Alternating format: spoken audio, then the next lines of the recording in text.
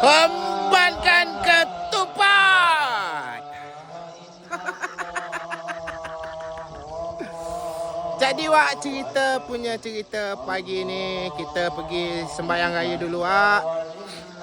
Alhamdulillah ada sedikit rezeki sebanyak 500,000 kita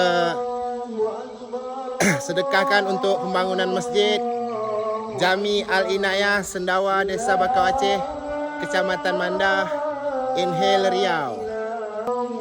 Jadi Wak, sedikit saya sampaikan dengan kawan-kawan semua, kalau tidak ada halangan, setiap hari Jumaat nanti kita akan melakukan lab di depan masjid ini untuk mencari dana atau mencari sedekah seikhlasnya dari kawan-kawan semua melalui TF.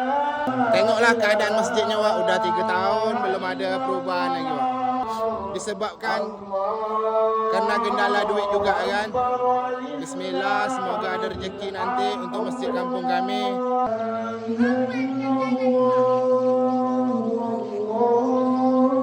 Balik nanti baru kita hentam ketupat lagi Wak.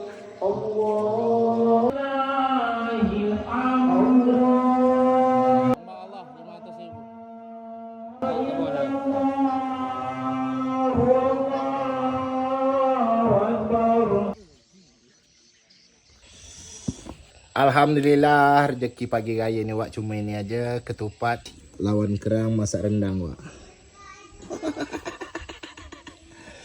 Biasa kan pakai ketupat daun Wak, jadi tak sempat nak buat. Pakai ketupat mini dari Malaysia.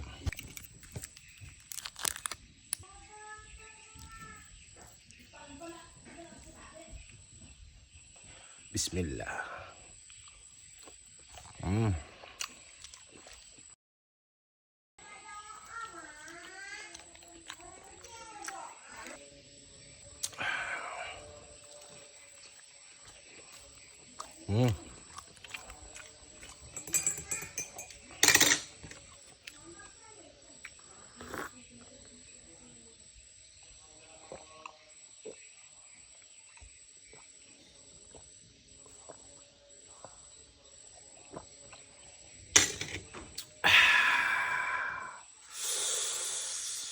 Gila Wak. Menyala Wak.